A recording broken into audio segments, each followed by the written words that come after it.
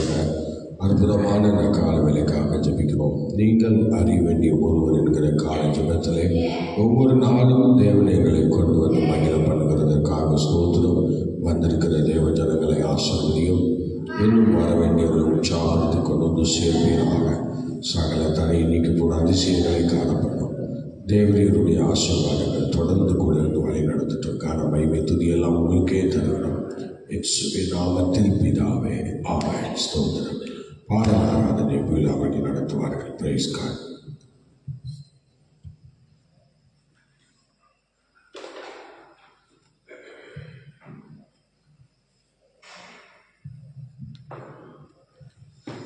அல்லேலூயா. கர்த்தர் நல்லவர், அவருடைய கிருபை என்றும் உள்ளது. அவருடைய கிருபை நமக்குள் வாசம் பண்ணுகிறதுனால தான் நாம் அவரை ஆராதிக்கும்படி கர்த்தர் நம்மை மீண்டுமாய் தேவனுடைய சமூகத்திலே நம்மை கூட்டி சேர்த்திருக்கிறார். காலைதோறும் அவருடைய கிருபை புதிதாக இருப்பதனால அந்த கிருபையை பாடி தேவனுடைய நாமத்தை மகிமைப்படுத்தி, எத்தனை சூழ்நிலைகள் நமக்கு சாதகமாக இல்லைனாலும் ஆண்டவரை ஆராதிப்பது ஒரு நாளும் என் நாவை விட்டு அதை விலகாது நீங்காது என்று அறிக்கை செய்து நாம் பாடி தேவனுடைய நாமத்தை நாம் மகிமைப்படுத்துவோம். கர்த்தருடைய கிருபை நம்மை வழி நடத்துவதாக. ஹல்லேலூயா. ஸ்தோத்திரம் ஆண்டவரே, உமக்கு நன்றி செலுத்துகிறோம். ஹல்லேலூயா, உமக்கு நன்றி.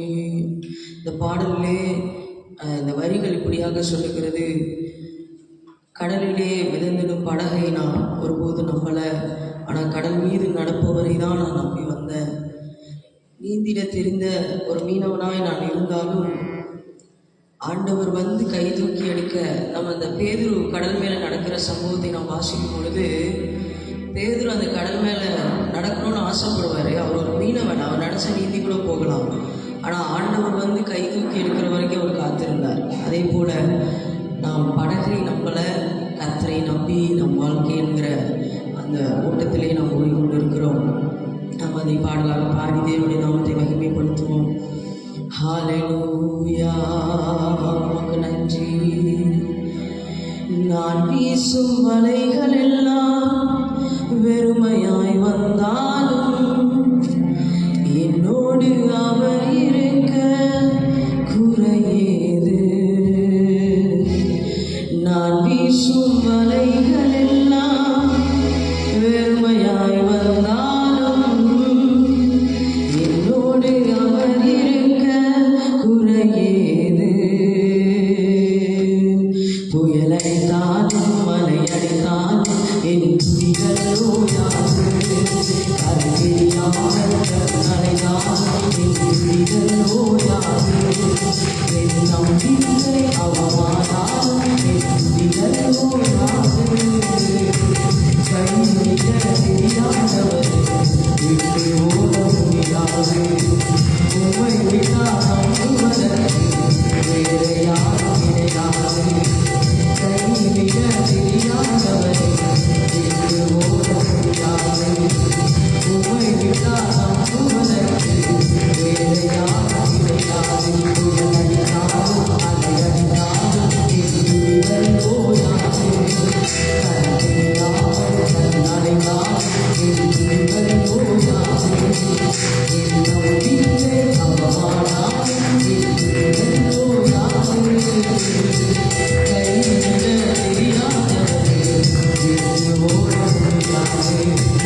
உம்மை விட்டா நம்புவதற்கு வேறு யாரும் கிடையாது. கைவிட தெரியாதவரே விட்டு ஓட முடியாது. உம்மை விட்டா நம்புவதற்கு வேறு யாரும் கிடையாது. சொல்லுங்கள். கைவிட தெரியாதவரே விட்டு ஓட முடியாது. உம்மை விட்டா நம்புவதற்கு வேறு யாரும் கிடையாது. கடலே இறங்கிடும் படகை நான் நம்பல, கடல் மீது நடப்பவரை நம்பி வந்தேன். நீந்திட தெரிந்த மீனவனாய் இவன் கைவிட யாரும்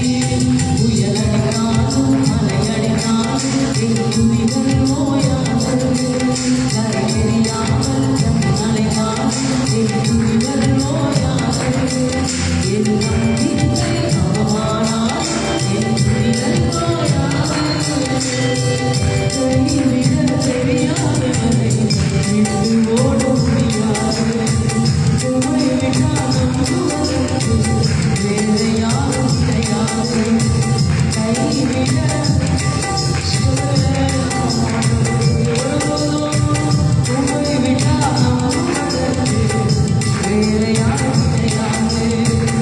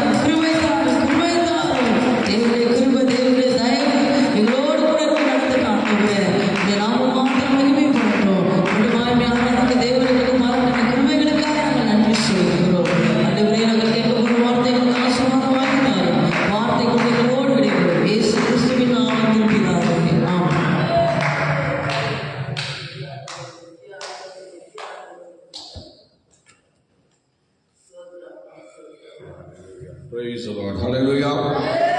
Hallelujah. ஆண்டவருடைய நாமம் மகிமைப்படுவதாக. காலை வேளையிலே தேவ சமூகத்தில் வந்திருக்கிற உங்களை அவர் வாழ்த்துகளையும் கர்த்தர் உங்களை ஆசீர்வதித்து மேன்மைப்படுத்துவாராக. ஸ்தோத்திரம். இதனாலே சில வசனங்களை வாசித்து ஆண்டவருடைய நாமத்தை மகிமைப்படுத்துவோமாக. ஸ்தோத்திரம். அல்லேலூயா, அல்லேலூயா, அல்லேலூயா. ஸ்தோத்திரம், ஸ்தோத்திரம், ஸ்தோத்திரம். நீங்கள் ஸ்தோத்திரம் வாசியுங்கள். 1 சாமுவேல் 8ஆம் அதிகாரம் 5வது வசனம் படிக்க பார்க்கலாம். 1 சாமுவேல் 8ஆம் அதிகாரம் 5வது வசனத்தை படிங்கள்.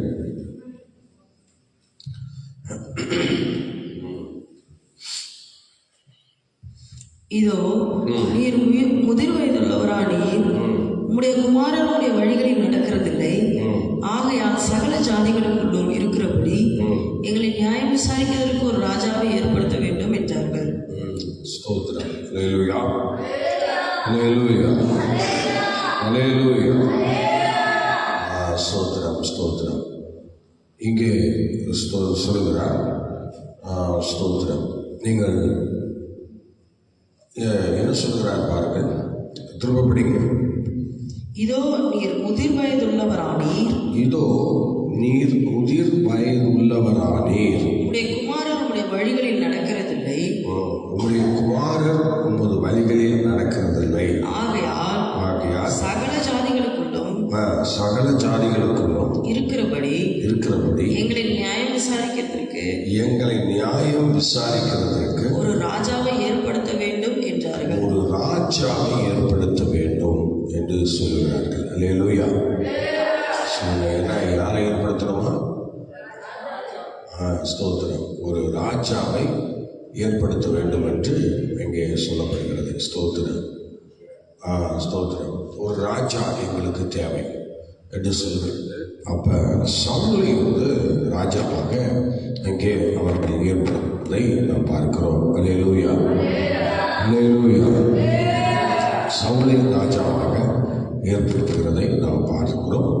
அங்கே சவுல் ராஜாவாக வருகிறார். சவுல் ராஜாவாக ஸ்தோத்திரம் ஏற்படுத்தப்படுகிறார் என்று நம்ம ஸ்தோத்திரம் வாசிக்கிறோம்.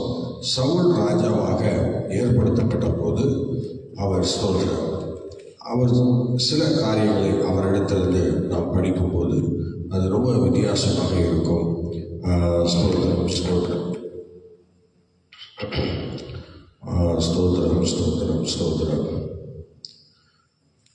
இப்படி நீங்கள் இன்னொரு வசனத்தை நீங்கள் படிக்கலாம். அப்படியே ஸ்தோத்திரம். அந்த ராஜ்யத்திலே ஒரு ராஜாவை ஏற்படுத்த ஒரு ஸ்தோத்திரம் கரிசனை உள்ளவர்களை கர்த்தர் அந்த இடத்துல சிலரை ஏற்படுத்தி அந்த ராஜாவை அங்கே ஏற்படுத்துகிறார். ஸ்தோத்திரம். நீங்கள் அப்படியே ஸ்தோத்திரம் படிக்க தொடர்ந்து படிக்க பார்க்கலாம். அதை தொடர்ந்து படிக்க எங்களை நியாயம் விசாரிக்க ஒரு ராஜாவை ஏற்படுத்தும் என்று அவர்கள் சொன்ன வார்த்தை சாமுவேலுக்கு தகாததாய் காணப்பட்டது.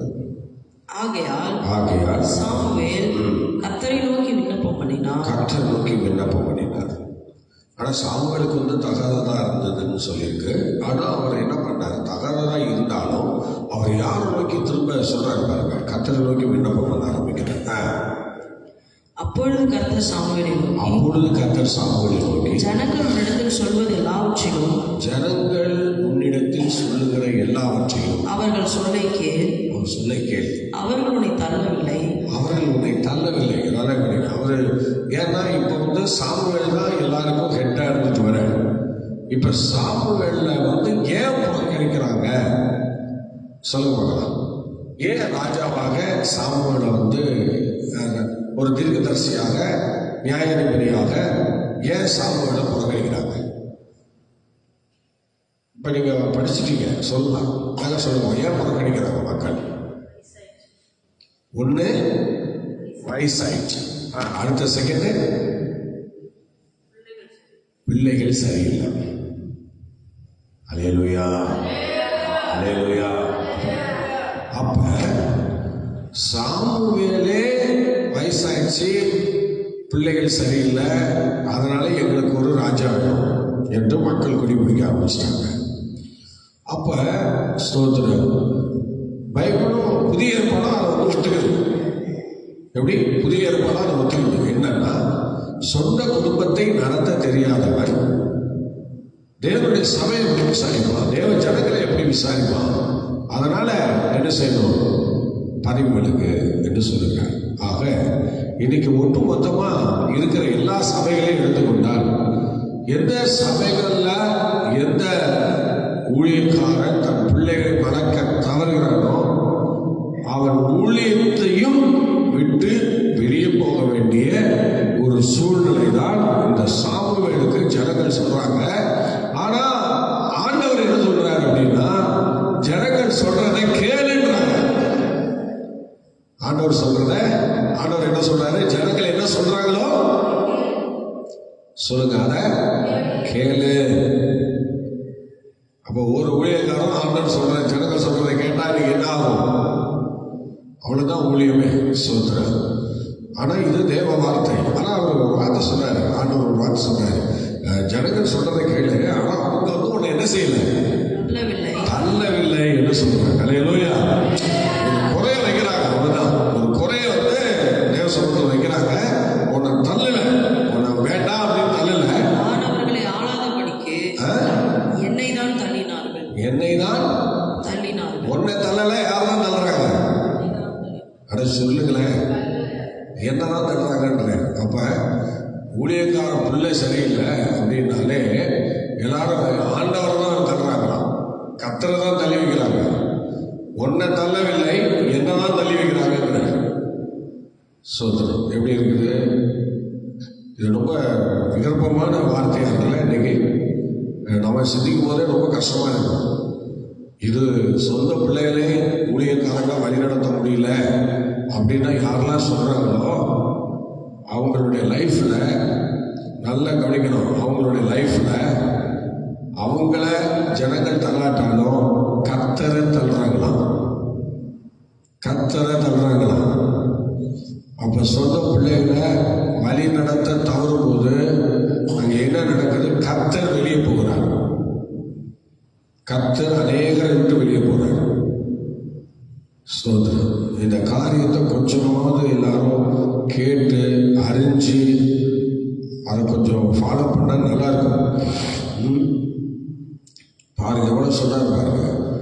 ஊழியக்காரன் பிள்ளைகளை சரியா நடத்தலைன்னா தேவனை வெளியே தள்ளுகிறார்கள் என்று வேணா மனுஷன் சொல்லலாம். எல்லாம் மனுஷன் நிறையா, அவனுக்கு ஆசைலாம் இருக்கதையா செய்யும் அப்படின்லாம் சொல்லுவாங்க. அதனால ஸ்தோத்திரம். இப்ப இது ரொம்ப பிரச்சனையான ஒரு அனுபவம். இப்ப எல்லாரும் என்ன பண்றாங்க பாருங்க, நீ முதிர் வயது உள்ளவன் ஆயிட்ட, உன் பிள்ளைங்க சொல் பேச்சு கேட்கறது இல்லை, அதனால இப்ப நீ எங்களுக்கு ஒரு ராஜாவை ஏற்படுத்து. ஸ்தோத்திரம். இது சாமுவேலுக்கு விசனமா இருந்தது. இப்ப இந்த வார்த்தை எல்லா ஊழியக்காரர்களுக்கும் விசனமா தான் இருக்கும், எல்லா பாஸ்டர்ஸுக்கும் விசனமா தான் இருக்கும். பிள்ளைகளை வளர்க்க தவறுகிற அத்தனை பேருக்கு இது விசனமா தான் இருக்கும். என்ன செய்யறது? அப்ப ஊழியக்காரங்க பிள்ளைகளை வளர்க்கறதுக்கு முன் வரணும். சொல்லுங்க, என்ன செய்யணும்? ஆமா, பிள்ளைகளை தட்டி வளர்க்கணும், வேற வழி கிடையாது. அங்க என்ன நடக்குது அப்படின்னா, அங்க தேவன் வெளியே போகிறார்.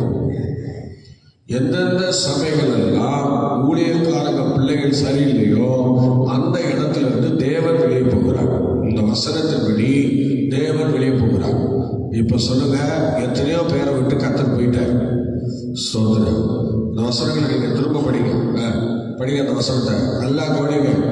சும்மா வசனத்தை எழுதி வச்சுட்டு பைபிளை கையில வச்சுக்கிட்டு சோதனை நம்ம அப்படி நடந்து போயிடலாம் நினைக்கக்கூடாது. இந்த வசனங்கள் எல்லாம் நமக்கு தான்.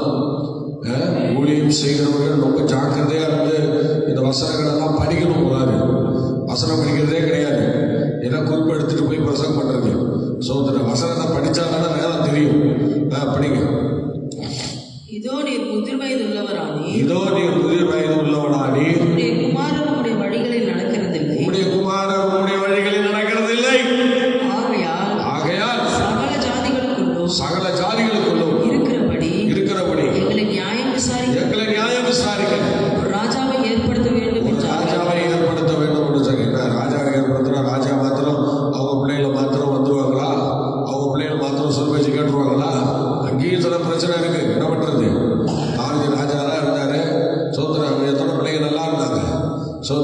எல்லாம் கொலைகாரனும் கற்பழிக்கிறவனும் அப்படி இப்படி தான் இருந்தான். ஆனால் என்ன செய்யறது, மக்கள் கேட்குறாங்க, வேற வழி இல்லை. ஸ்தோத்திரம், வேற வழி இல்லை. ஸ்தோத்திரம், நம்ம கரெக்டாக இருந்துருக்கணும், நம்ம கரெக்டாக இல்லை. இப்போ மக்கள் கேட்குறாங்க, அதுக்கு எங்களை நியாயம் விசாரிக்க ஒரு ராஜாவை ஏற்படுத்து என்று அவர்கள் சொன்ன வார்த்தை சாமுவேலுக்கு எப்படி இருந்துச்சு? தகாததாய் இருந்தது. சொல்லுங்க, எப்படி இருந்தது? தகாததாய் இருந்தது. சில வார்த்தைகள் எப்போதுமே நமக்கு எல்லாம் ஏற்றதா இருக்க முடியாது. எல்லாமே நமக்கு சில நேரம் தகாததா தான் இருக்கும். சில வார்த்தைகள் ஏற்றுக்கொள்ள முடியாது. சோதனை இதை வந்து எந்த ஊழியக்காரையும் ஏற்றுக்கொள்ள மாட்டாங்க. சோதனை ஆனால் சாமுவேலே ஏற்றுக்கல. அவ்வளோ பெரிய சாமுவேல் அப்படி இப்படி எல்லாம் வாழ்ந்தவர். சோதனை என்ன பண்றது, அந்த பூர்வீகம் விடாதில்ல. கோராக சந்ததியை சார்ந்தவர் தான் சாமுவேல். அந்த கோராக சந்ததியில ஆண்டவர் ஒரு சாமுவேலை எழுப்பினாலும் சோதனை. ஆனால் அந்த சாமுவேலுக்கும் பாருங்க அந்த புத்தி தான் வருது. அந்த அவங்க சந்ததிக்கு அந்த புத்தி தான் வருது. அவங்க பையன்களை அடக்க முடியல. சோதனை கோராக சந்ததிகள் சோதனை என்ன செய்ய முடியல, அவங்க அடங்கி வாழ முடியல. ஆனா இங்க சாமுவேல் ஆண்டவர் ஏற்படுத்தின பிறகும் சாமுவேல் தன் பிள்ளைகளை நடத்த முடியல. சோதனை இப்ப பிள்ளைகளை நடத்த முடியாதனால இவரு சீட்டுக்கு லீவ். சோதனை இவருக்கு இப்ப சோதனை ஆப்பு வச்சுட்டாங்க. சோதனை நான் ஒவ்வொரு ஊழியக்காரரும் பிள்ளைகளை தான் வளர்க்கணும். சரியா? ஆமா, பிள்ளைகளுக்கு ஊழியக்காரங்க இப்ப என்ன பண்றோம், நிறைய காசு உயர்ந்த செல்லு வாங்கி கொடுத்து உயர்ந்த ட்ரெஸ் எடுத்து கொடுத்து காணிக்கை காசுனா கண்ணாமலாம் வாழ வைக்கிறோம். அதனால இப்ப என்னாச்சு, ஊழியக்காரங்க பிள்ளைகள்லாம் இப்ப ஜாலியா ஜகஜோதியா வாழ்ந்துட்டு இருக்கிறாங்க. இவங்க எப்படி ஆளுநருக்கு தியாகம் பண்ணுவாங்க? சொல்லுங்க, எப்படி தியாகம் பண்ணுவாங்க? சோதரன் சில ஊழியக்கார பிள்ளைகளெல்லாம் சோதரன் பைபிள் காலேஜ் அங்கே இங்கெல்லாம் அனுப்பி விட்டு நிறைய பணத்தையும் அனுப்பி விட்டுருக்கு. சோதரன் ஏழை ஊழியக்காரெல்லாம் சொல்றான், நான் அப்படி படித்தேன், நான் இப்படி படித்தேன், எனக்கு சோப்பு வாங்கல.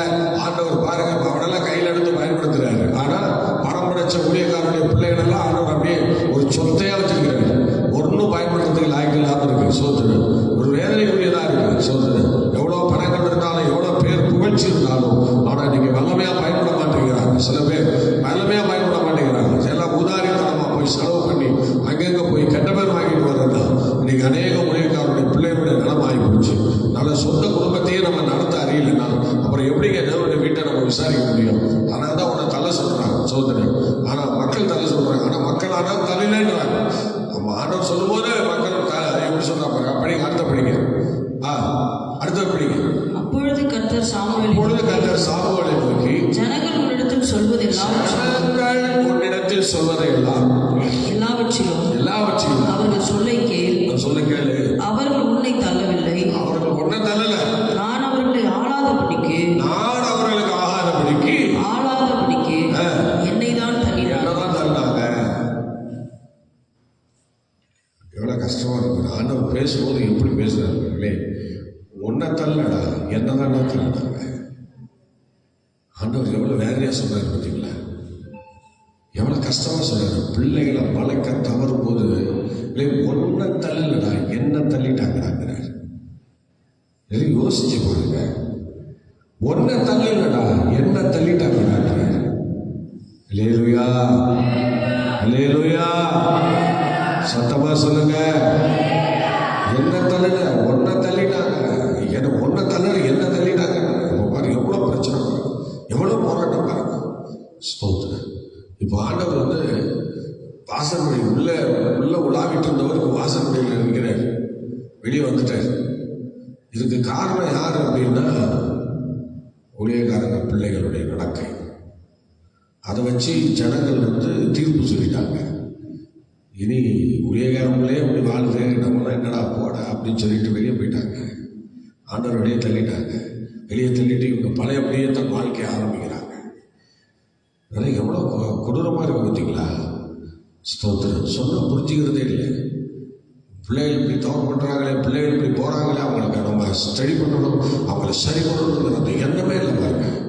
உட்காந்து அழுவணுங்க, வேற என்ன பண்ணுறது? உட்காந்து அழுவணும். தாவீது பிள்ளைகளை வளர்க்க தரல, பிள்ளைகளை பெற்று போட்டாங்க தவிர தாவீதுக்கும் வளர்க்க முடியல. ஏன்னா ராஜா வந்த பிறகு பெரிய பிள்ளைகளை வளர்த்துட்டாங்களா? அவங்களும் வளர்க்க முடியல. நீங்க எத்தனை ராஜாவை கூப்பிட்டாலும் எத்தனை ஊழியக்காரரை கூப்பிட்டாலும் அவனால முடியாத ஒரு விஷயம் தான் பிள்ளைகளை நடத்துறதுக்கு இன்னைக்கு பேரண்ட்ஸால முடியல, ஊழியம் செய்யறவங்களாம் முடியல. ஊழியத்தில் 1000 பேர் உருவாக்கிடலாங்க, 1000 ஊழியக்காரர்கள் உருவாக்கிடலாம், 100கணக்கான ஊழியக்காரர்கள் உருவாக்கலாம். ஆனால் தான் பிள்ளைய உருவாக்குறதாங்க பெரிய பிரச்சனை. தான் பிள்ளைய ஒரு நல்ல ஸ்டெடியா கொண்டு வரது தான் பெரிய போராட்டம். அதுதான் இப்போ ஊழியக்காரங்களால முடியல. ஆனா தேசத்துல விட்டா பெரிய கலங்கள் தான், பெரிய பயங்கர பிரச்சனை தான். சோதரன் பெரிய பதவி, பெரிய பொறுப்பு எல்லாம் உண்டு. ஆனா என்ன இல்லை சொல்லுங்க, ஆனா என்ன இல்லை, எல்லா பொறுப்பும் பதவியும் அதுவும் இதுவும் வந்தாலும் தான் சொந்த பிள்ளையை நடத்த தவறிடுறோமே. இப்ப தேவன் அதனால என்ன செய்யறாரு, இப்ப தேவன் அவங்களை விட்டு வெளியே போறேன்னு சொல்றாரு. வெளியே போறாரு, எப்படி வெளியே போறாரு? ஸ்தோத்திரம். இதெல்லாம் எங்க நடக்காம இருக்கு? எங்க நடக்காம இருக்கு? இங்க மாத்திரம் நடக்குது, எல்லா இடத்துலயும் நடக்குது சொல்லிக்கிறது. சோதனை. ஆனா இங்கே நல்லா கவனிக்கணும், இங்கே உன்னை அவர்கள் தள்ளவில்லை, என்னை தான் தள்ளினார்கள். இப்போ ஆண்டவர் எவ்வளவு பயங்கரமா பாதிக்கப்பட்டிருக்கிறார் பார்த்தீங்களா? ஒவ்வொருவரோடும் வாழ்ந்து கொண்டிருந்த தேவன், ஒவ்வொருவரோடும் உறவு வைத்திருந்த தேவன், இப்போ சாமுவேல் பிள்ளைகளால என்ன எல்லாரும் வெளியே தள்ளிட்டாங்கப்பா, என்ன எல்லாரும் வெளியே தள்ளிட்டாங்கப்பா, நான் என்னப்பா பண்றது? எவ்வளோ சாஃப்டா பேசுறாரு, சாஃப்டா பேசுறாரு. ஹல்லேலூயா, ஹல்லேலூயா. புரியுதா?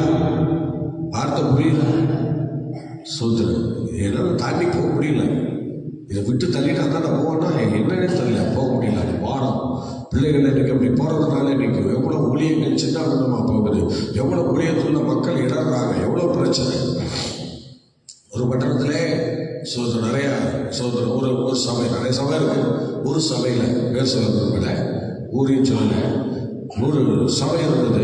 அந்த சபையில ஊழியக்காரனுடைய பிள்ளைகள் அறகுறையான ட்ரெஸ்ஸை போட்டுட்டு மேல ஒரு ஷால் கூட போடாம எல்லாரும் மத்தியில நின்று பேசுறதும், அதை பண்றதும், இதை பண்றதும், இதெல்லாம் பார்த்தாங்க. பார்த்தவங்க அந்த சபையில நிறைய பேர் வெளியே போயிட்டாங்க. டோட்டலி நிறைய பேர் போயிட்டாங்க, 3/4 பேர் வெளியே போயிட்டாங்க.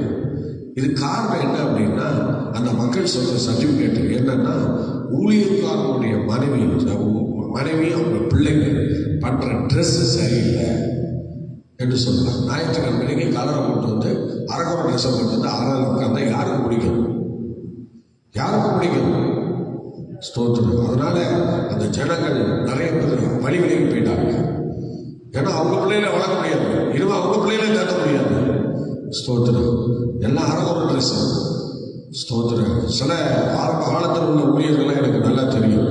ஸ்தோத்திரம். விசேஷமாக பாஸ்டர் டைட்டஸ் ஐயா அவங்களுடைய ஒரு எளிமையான ஒரு ஊழியக்காரர் கும்பகோணத்தில் இருந்தார். கடந்த 45 வருஷங்களாக நான் அவரை பார்த்து கொண்டிருக்கிறேன். 45 வருஷமாக நான் அவரை பார்த்து கொண்டிருக்கிறேன். ஸ்தோத்திரம். இப்போ அவர் இறந்துட்டாரோ, மனைவி இறந்துட்டாங்க.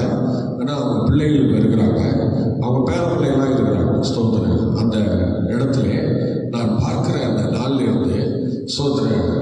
இப்போ அவருக்கு அப்புறம் டேனியல் என்று சொல்கிற அவருடைய பையன் அந்த ஊழியத்தில் அவர் உதவியாக பக்கத்திலேயே இருந்து ஊழியம் செய்து கொண்டிருக்கிறார் இருந்தார். ஆனால் இப்போ இருக்கிறார். சோதனை உடல்நிலை பாதிக்கப்பட்டாலும் இருக்கிறார். நான் ஆரம்ப காலத்திலிருந்து அந்த ஃபேமிலியை நான் பார்த்துட்டு இருக்கேன். சோதனை உண்மையிலே ரொம்ப தியாகமான ஒரு குடும்பம், ரொம்ப தியாகமான ஒரு குடும்பம். சோதனை அவர்கள் ஒவ்வொரு முறையும் நான் சர்ச்சுக்கு, அவங்க சர்ச்சை தாண்டி தான் நான் எங்கள் சர்ச்சுக்கு போகணும். அதனால ஒரு வாரத்துக்கு 3 முறை அவங்க சர்ச்சை நான் கிராஸ் பண்ணணும். அப்புறம் திரும்ப 3 முறை திரும்ப கிராஸ் பண்ணணும். அப்படின்னா ஞாயிற்றுக்கிழமை அப்படி சர்ச்சு போவேன். அடுத்தது நான் டெய்லி வீட்டுக்கு சாயங்காலம் நைட்டு போவேன். நைட்டு போய் ஒரு சாப்பிட்டு வீடை விசிட் பண்ணி வருவேன். நான் ஞானசார இடத்துலேருந்து சர்ச்சிலே தங்கிட்டேன். அதனால நான் வீட்டுக்கு போகிறதில்லை. ஆனால் நைட்டு மாத்திரம் போய் ஜபம்லாம் முடிச்சுட்டு 10 மணியோ 11 மணியோ போய் என்ன செய்வேன், சாப்பிட்டுட்டு எல்லாரையும் விசாரிச்சு பார்த்துட்டு வருவேன். அப்படி வர்றதுக்கு டெய்லி அந்த குடும்பத்தை, அந்த இடத்தை நான் பார்த்துட்டு தான் வருவேன்னு வச்சுருந்தேன். அப்படி பார்க்கும்போது ஸ்தோத்திரம். டைட்டஸ் அவங்களுடைய அந்த பையன் டானியல், அவங்களுடைய மனைவி, அவங்களுடைய பிள்ளைகள். ஸ்தோத்திரம். சின்ன பிள்ளை, இப்போ இன்னும் அவளுக்கு கல்யாணம் கூட ஆகலை. ஸ்தோத்திரம். அவளுக்கு 40 வயசு ஆயிடுச்சு. ஆனால் பாருங்க, அவளுக்கு இன்னும் கல்யாணம் வீடான்ற ஒரு பிள்ளை. ஸ்தோத்திரம். சின்ன பிள்ளைகளையே குடத்தை தூக்கிட்டு போவான். அந்த பிள்ளைய நான் பார்த்ததும் எனக்கு ரொம்ப வேதனையாக இருக்கும். ஊழியக்கார பிள்ளைலாம் எவ்வளோ கஷ்டப்படுதுன்னு. ஆனால் கஷ்டப்பட்டவங்களாம் இன்னும் கஷ்டப்பட்டு தாங்க இருக்கிறாங்க. ஆனால் கஷ்டப்படாதவங்கலாம் ஜாலியாக போயிட்டு இருக்காங்க. இதான் உலகம் சொல்கிறேன். அன்னைக்கு கஷ்டப்பட்ட பிள்ளைங்களாம் இன்றைக்கும் கஷ்டப்பட்டு தான் இருக்கிறாங்க. அந்த பிள்ளைலாம் சின்ன பிள்ளைகளே குடத்தை அப்படி சுமந்துக்கிட்டு போகும் பாருங்க, தண்ணி தூக்கிக்கிட்டு. இங்கே ஃப்ரண்ட்டில் தண்ணி வரும், அந்த தண்ணியை தூக்கிட்டு வீட்டுக்குள்ளே கொண்டு போகும் அந்த பிள்ளை. அம்மா இருக்கிறாங்க, அம்மா எப்போதும் வேலை சொல்கிறேன். அவங்க எப்போதும் வேலை. அவங்க டீசெண்டாக ட்ரெஸ் பண்ணி புருஷன் கூட எப்படியும் ஊழியத்துக்கு போன நாட்கள் ரொம்ப கம்மி. அவ்வளோ பெரிய சபையை விசாரிக்கிறதுக்கு இதில் வேற ஆரம்ப காலத்தில் ஆஃப்ரேஜ் வச்சுருந்தாங்க. அந்த ஆஃப்ரேஜ்லேயும் உங்களுக்கு வேற கல்யாணம் ஆகி வந்ததுலேருந்து இந்த அம்மா பாடுபட்டு இருக்கு அந்த ஊழியத்தில். ஆனால் சோதனை ஆழத்துன்னு சொல்லுவாங்க அந்த அம்மா பேரை. அந்த அம்மா படாத வேதனையே இல்லை சோதனை. ஆமாம், அவ்வளோ வேதனை. டைட்டஸையா பலவீனமான நாட்கள்லேயே அந்த அம்மா விசாரிச்சது. அதுக்கப்புறம் அவங்க அம்மா டைட்டஸையா மனைவி இப்போதான் மறைச்சாங்க, அவங்களையும் விசாரிச்சது. ஆனால் இப்போ டேடியிலையும் படுத்துட்டாரு, அவரையும் அந்த அம்மா தான் விசாரிக்குது. இந்த குடும்பம்லாம் யாருக்குமே வரக்கூடாதுங்க. நல்ல அருமையான ஒரு குடும்பம். எத்தனையோ குடும்பங்கள் இன்னைக்கு இருக்கு. ஆனால் அந்த பிள்ளைங்க 2 ஆம்பளை பிள்ளைங்க, ஒரு பொம்பளை பிள்ளை, நான் என் கண்ணுக்கு முன்னாடியே வளர்ந்தாங்க. ரொம்ப டீசெண்டா சாதாரண உடையில அணிச்சு வாழ்ந்தவங்க இன்னைக்கும் வாழ்ந்துகிட்டு இருக்கிறாங்க. பார்த்தீங்களா? ஸ்தோத்திரம். டைட்டஸையா ஒரு பாட்டு ஒன்று பாடினாரு, எனக்கு அது ரொம்ப பிடிக்கும். போன இடத்துல எல்லாம் நான் அதை பாடுவேன். அது டீச்சர்ஸ் தினகரன் கூட நல்லா பாடியிருக்கிறாரு. ரொம்ப ஆச்சரியமான அடி. ஸ்தோத்திரம். அதே மாதிரி அவங்க பிள்ளைங்களாம் இன்னைக்கு கர்த்தருக்கு ஊழியம் பண்றாங்க. ஸ்தோத்திரம். பாஸ்டர் ஜான்சன் சொல்லிட்டு ஒரு ஐயா கும்பகோணத்தில் ஊழியம் பண்றாரு. அதே போல இன்னும் ஜேக்கப் பண்றாரு. அவருடைய மகன் இன்னைக்கு பயங்கரமான ஊழியர்களை பண்ணி கொண்டிருக்கிறார். ஸ்தோத்திரம். அவருடைய மகள் மயிலாடுதுறையில் ஸ்டீபன் பாஸ்டர் ஏஜி சர்ச், அவங்க இன்னைக்கு ஸ்டீபன் ஐயா இறந்துட்டார். அவங்களுடைய ஊழியத்தை அவங்க செய்கிறாங்க. எல்லாரும் ரொம்ப ஸ்டாண்டர்டானவங்க, ரொம்ப குவாலிட்டின்னு சொல்லுவாங்க. நல்ல அருமையான வளர்ப்பு. அவங்களுடைய வளர்ப்பில் அந்த பிள்ளைகள் சொல்ல ரொம்ப தாழ்மையா, பொறுமையா, சைவத்தன்மையா, ரொம்ப ஆடம்பர ட்ரெஸ் அப்படி இப்படி அதெல்லாம் ஒன்றும் இல்லாமல் ரொம்ப சாதாரணமாக அந்த குடும்பங்களை இன்னைக்கும் அவர் நடத்தி கொண்டிருக்கிறார். என் கண்ணுக்கு நேரே இருந்த குடும்பம். ஸோ அது மாதிரி எங்களுடைய தலைமை சபையில் உள்ள அத்தனை பாஸ்டர்ஸ், எங்கள் பாஸ்டர்ஸ் நிறையா இருக்காங்க. எங்கள் பாஸ்டருடைய அண்ணன் தம்பி எல்லாம் இருக்கிறாங்க. ஆனால் யாரும் அந்த பிள்ளைகளை வளர்க்க கவர்னதில்லை. சோதனை ஆனாலும் சில பாறைகள் சத்துரு வச்சிருந்தாலும் அதையும் அவங்க எப்படியோ மேற்கொள்றாங்க. என்ன செய்யறது? பிள்ளைகளை வளர்க்கறதுக்கு சில நேரங்களில் சிலர் தவறுங்கிற அந்த அனுபவங்கள் வருது. ஆனாலும் ஸ்தோத்திரம், நான் சொல்ற இந்த சாட்சிகள்லாம் இவங்கெல்லாம் அப்படி தவறில்லை, கரெக்டாக ஆண்டவர் நடத்திட்டு வந்தார். அதனால இந்த டைட்டஸையா வாழ்ந்த காலங்களில் அவருடைய பிள்ளைகளெல்லாம் சரியா வளர்த்து அந்தந்த இடத்துல கட்டி கொடுத்து அவரும் பெண் பிள்ளையை வளர்த்துருக்கிறார், அவரும் அவரோட பிள்ளையை வளர்த்துருக்கிறார். எல்லாரையும் சரியான நேரத்துல கொண்டு வந்து கத்தத்தை பிடிச்சிட்டார். அவர் சொல்லுவாரு, என்னை ஆண்ட நேச தீர்க்காய் என்னை ஏடுண்டோ, என்னை ஆண்ட நேச தீர்க்காய் என்னை ஏடுண்டோ, என்ன செய்வேன் ஒன்றுமில்லை, என்ன செய்வேன் ஒன்றுமில்லை, என்னையே தந்தே ஆடுவே ஆடிவே ஆசையே சரணே ஆடுவே ஆடிவே ஆசையே சரணே என்னையாக நேசதீர்க்காய் என்னையே ஏடுண்டோ, என்னையாக நேசதீர்க்காய் என்னையே ஏடுண்டோ,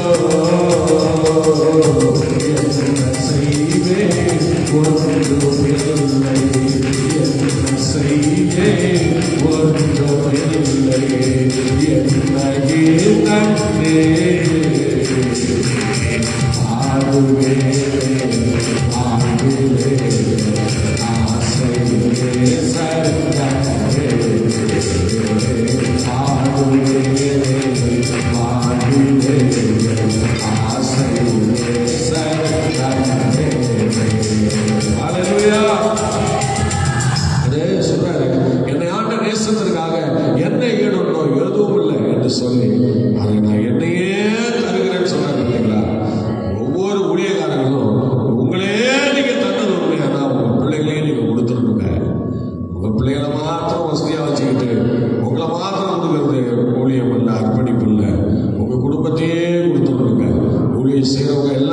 அப்படிதான் செய்யணும். உங்கள் குடும்பத்தையே நீங்கள் கத்தர் கொடுத்துருக்கணும்.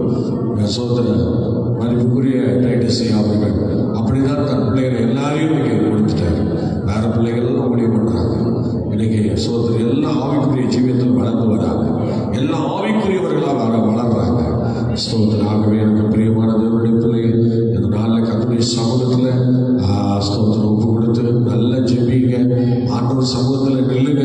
ஸ்தோத்திரம். இன்னைக்கு ஊழியக்காரர்களுடைய பிள்ளைகளால இன்னைக்கு ஆண்டவர் அநேக விசுவாசிகளை விட்டு வெளியே போறாரு.